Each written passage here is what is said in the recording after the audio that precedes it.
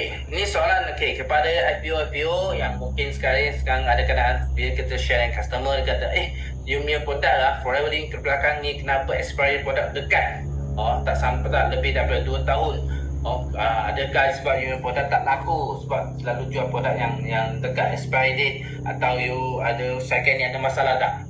Okey, so mungkin ni salah satu soalan yang mungkin tak pasti, tapi sini saya ada jumpa. So macam mana, kenapa? So kita kena buat penjelasan lah. Okay, sharing kenapa macam ni ialah sebab 10 tahun yang lepas kerajaan Malaysia, okay, masa itu kementerian sudah buat satu undang-undang baru.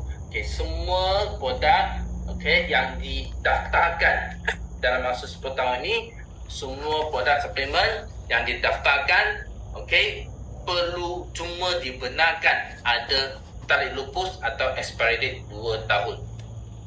Okey, so contoh produk kita Omega Plus. Okey, Omega Plus ni dia produk kita katakan didaftarkan beberapa tahun lepas sahaja. Betul tak? So bila didaftarkan dalam masa tempoh 10 tahun ni, tarikh lupus ni hanya dibenarkan untuk 2 tahun. So kita produk ini import daripada US. Dari US dia pun kilang, buat semua packing semua, dia kena hantar kapal semua datang ke Malaysia, betul tak? So dari production ke sampai Malaysia ni pun mungkin ambil dah masa setengah tahun, 6 bulan dah. Okey, bila dah sampai sini kita baru start jual. Jadi memang dah tarikh lupus ni dekat. Okey, tapi tak perlu risau sebab original produk yang sama dari kilang yang sama, dia punya expiry date sebenarnya boleh tahan 3 hingga 4 tahun. Original you pergi negara lain, contohlah pergi Poland, you pergi Singapura, you pergi Hong Kong, Taiwan, US, you beli punya produk yang sama, batch yang sama, tapi expiry date mereka 3-4 tahun. Kat Malaysia punya botol letak cuma 2 tahun sebab itu adalah undang-undang Malaysia. Kerajaan Malaysia. Sebab itulah kita minta lupus kurang dari 2 tahun. Dan bukan hanya forever living, semua syarikat MLM memang sama.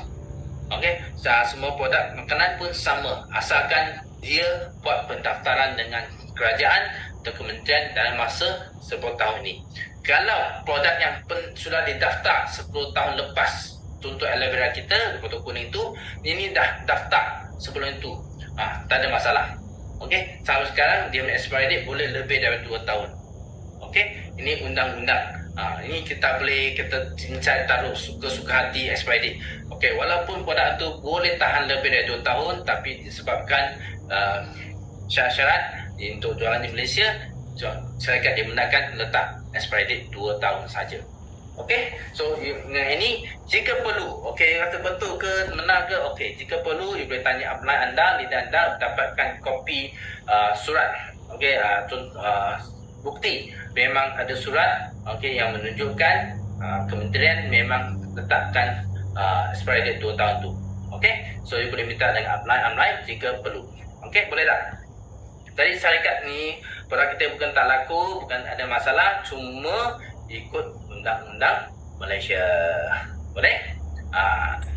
Sebab ada customer kata kenapa kat Singapura ni 4 tahun, kat Malaysia 2 tahun produk yang sama. Ini adalah sebab kerajaan yang berlainan, negara yang berlainan, undang-undang yang berlainan. Boleh?